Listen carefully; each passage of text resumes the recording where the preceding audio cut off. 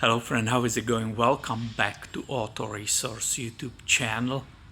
I have today in my shop a new customer, and it's a 2004 Honda Civic SI. This is actually a very exciting vehicle to me. It's a little, I will say, crotch rocket. It's a 2-liter engine with manual transmission, super awesome seats. And I'm performing a bunch of service on it. As I mentioned, it's a new customer and he requested a bunch of service on it. And I said I will also look through the vehicle, and if I see something I will inform and communicate that with him. So he parked it over there, and just driving the vehicle from there here, anytime I moved the steering or I went from the first gear to reverse or something like that, I heard multiple knocks or thumping, knocking, thumping, clunking from the front end. Definitely it came from the front. I had her here for a while. I already performed engine oil change in the entire rear end brake job, and now I can finally show you that the noise and what is creating the clunking, you don't have to even go over the speed bump or anything. It's just so loud and so clear, and it's actually here on the driver side. I decided first show you finally that sound. Hopefully it will be quiet for a while outside so we can hear it. So it's related to the front driver, and maybe I should tell you already and not keep it secret. It's a ball joint. It's a lower ball joint on this side. Now finally comes the sound, and it was very similar in the cabin.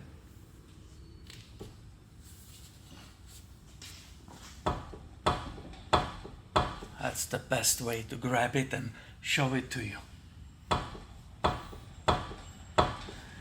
The lower ball joint, it's so bad, it's so dried out and worn.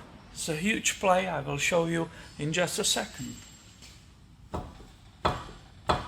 So you don't have to even go over the bumps. Anytime you turn a little bit, it makes some clunk as it moves, as the pressure it's distributed differently, which means turning, for example, or it will be the bump. All kinds of possibilities how to make this noise, but there's so much play. And it's just here. The other side is good. The condition of ball joint is getting bad too. I will show you just in a second, but this is absolute must. Now, if you have something like this on your vehicle, please don't postpone the repair, because this can fail and then you can lose the whole wheel and you can get in an accident and you can kill yourself or other people. So this is emergency. If nothing was done today, this is the number one. The brakes may have been not good, I could wait. Number one, very dangerous when there is so much play already. Let's look from the other side of the wheel. Before doing that, I just want to really quickly show you. I know I don't have a wheel for that entire way to grab it and force it more, but despite the fact this bottom ball joint it's already ripped, there's still not play. However, if you will have this situation, many times the shops will tell you, hey, you can do both sides. It just makes sense. This will be bad pretty soon too. This customer decided to do both sides. So we made it together underneath the vehicle. We were just standing right there outside. That's the driver, and it's right here. This is the lower control arm. There could be bushings on it or all kinds of stuff, but in our case, you see my finger? Right there is a ball joint, and we will start focusing on it. I will bring some light So you have absolutely perfect view of it, but this is it. This is where it is. This is where our problem is. I want to show you, and that's why it's dangerous. You can imagine when this whole knuckle will separate because this ball joint will fail.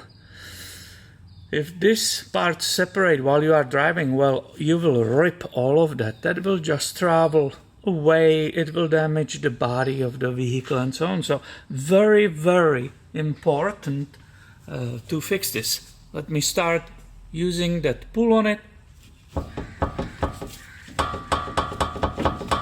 Right, so that was the noise. That's why it's so loud.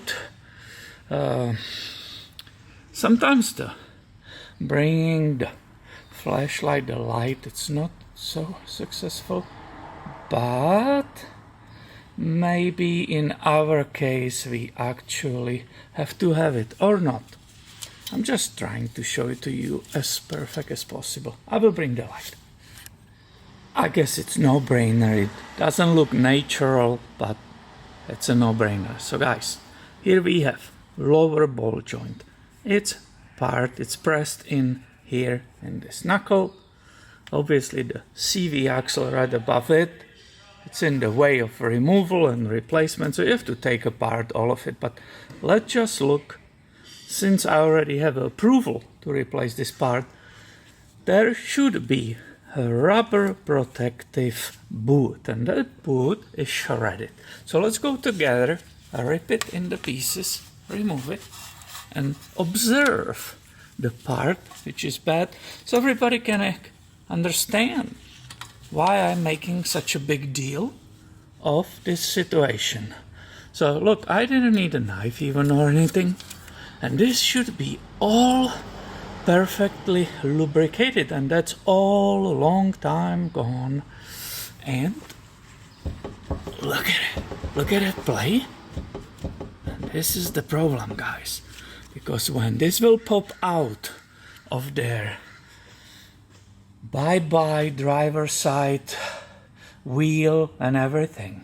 This is very dangerous for the safety basically of everybody on the road. Maybe last look from a little bit different angle. I don't want to keep beating the dead horse, but I'm just really trying to show you what is important. Now let's go really quickly look on the other side. Passenger side ball joint. If you look from the other side, from the front, actually this rubber boot is ripped too. You can see there.